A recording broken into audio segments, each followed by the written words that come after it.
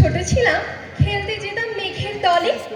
একদিন এক মেঘবালিকা প্রশ্ন করল কৌতূহলে, এই ছেলেটা নাম কি রে তোর? আমি বললাম ফুসমন্ত। মেঘবালিকা রেগেই আগুন, মিথ্যে কথা, নাম কি অমন হয় কখনো? আমি বললাম নিশ্চয়ই হয়, আগে আমার গল্প শোনো। সে বলল শুনবো না, যা, সেই তো রানী, সেই তো রাজা, সেই তো একই ঢাল তলোয়ার, সেই তো একই রাজার কুমার রাজা, শুনবো না আর ওসব বাজে। আমি বললাম তোমার জন্য নতুন করে লিখবো তবে। সে বলল সত্যি লিখবি? বেশ, তাহলে মস্ত করে লিখতে হবে, মনে থাকবে লিখেই কিন্তু আমায় দিবি। আমি বললাম তোমার জন্য লিখতে পারি এক পৃথিবী। লিখতে লিখতে লেখা যখন সবে মাত্র ২-৪ পাতা, হঠাৎ ভূত চাপলো আমার মাথায়। খুঁজতে খুঁজতে চলে গেলাম ছোটবেলার মেঘের মাঠে। গিয়ে দেখি চেনা মুখ তো একটিও নেই এ তল্লাটে। একজনকে মনে হলো, ওরই মধ্যে অন্যরকম। এগিয়ে গিয়ে বলি তাকেই, তুমি কি সেই মেঘবালিকা? তুমি কি সেই? সে বলেছে মনে তো নেই, আমার ওসব মনে তো নেই। আমি বললাম তুমি আমায় লেখার কথা বলেছিলে। সে বলল সঙ্গে আছে, ভাসিয়ে দাও গায়ের ছিলে। আর হ্যাঁ শোনো, এখন আমি মেঘ নই আর, সবাই এখন বৃষ্টি বলে ডাকে আমায়।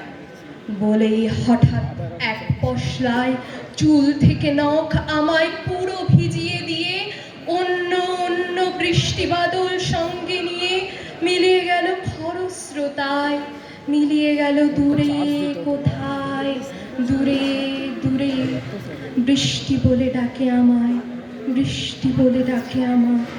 আপন মনে বলতে বলতে আমি কেবল বসে রইলাম ভিজে একসা কাপড় জামায়।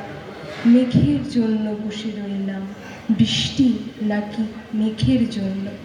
এমন সময় অন্য আরেকটি বৃষ্টি আমায় চিনতে পেরে বলল, তাতে মন খারাপের কি হয়েছে? যাও, ফিরে যাও, লেখো আবার, এখন পুরো বর্ষা চলছে, তাই সবাই আমরা নানান দেশে ভীষণ ব্যস্ত। তুমিও যাও, মন দাও গে তোমার কাজে, বর্ষা থেকে ফিরে আমরা নিজেই যাব তোমার কাছে। এক পৃথিবী লিখবো আমি, এক পৃথিবী লিখবো বলে ঘর ছেড়ে সেই বেরিয়ে গেলাম। ঘর ছেড়ে সেই ঘর বাঁধলাম গহন বনে, সঙ্গী শুধু কাগজ কলম। একাই থাকবো, একাই দুটো ফুটিয়ে খাবো, ২-১ মুঠো ধুলো বালি, যখন যারা আসবে মনে তাদের লিখবো, লিখেই যাব। এক পৃথিবীর ১০০ রকম স্বপ্ন দেখার সাধ্য থাকবে, যেরূপ কথার সেরূপ কথা আমার একা।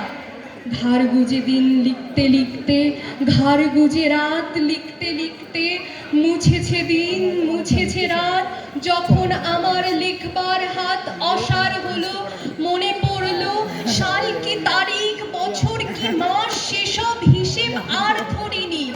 লেখার দিকে তাকিয়ে দেখি এক পৃথিবী লিখবো বলে একটা খাতাও শেষ করিনি।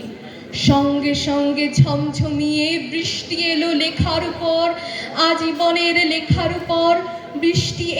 বৃষ্টি এলো এই অরণ্যে, বাইরে তখন গাছের নিচে নাচছে ময়ূর আনন্দিত।